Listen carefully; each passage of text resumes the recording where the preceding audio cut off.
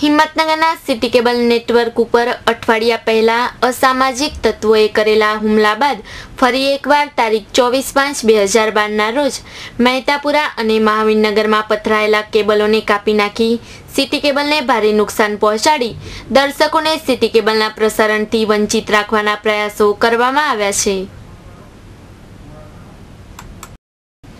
હિંમતનગરના city cable network ઉપર અઠવાડિયા અગાઉ અસામાજિક તત્વોએ કોઈના દોરી સંચારથી સિટી કેબલ નેટવર્કના વાયરો તોડી નાખી પ્રસારણના ઉપકરણો સહિત માલ સામાનની ચોરી કરી સિટી કેબલના માનવંતા દર્શકો માટેના પ્રસારણમાં વિક્ષેપ ઊભો કર્યો હતો, જે બાબતે પોલીસ ફરિયાદ પણ કરવામાં આવી હતી.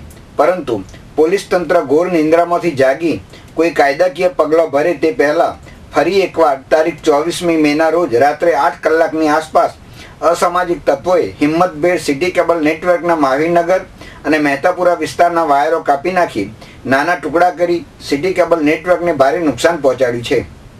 મહેતાપુરા નદીના ઢાળમાં આવેલ હનુમાનજી મંદિર ઉપર થઈ પસાર થતા વાયરને કાપતા મંદિરના મહંતે અટકાવતા તેઓને અપશબ્દો બોલી ધક્કામુક્કી કરી સીડી પર ચઢી વાયરો કાપી નાખી નીચે ઉતરી સીડી પણ તોડી નાખી હતી.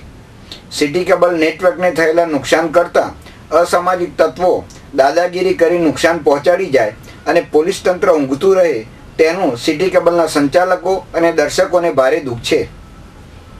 હિંમતનગરના પ્રતિનિધિ સુરેશ થોરી સાથે રસિક સોની, સિટી ન્યૂઝ, હિંમતનગર.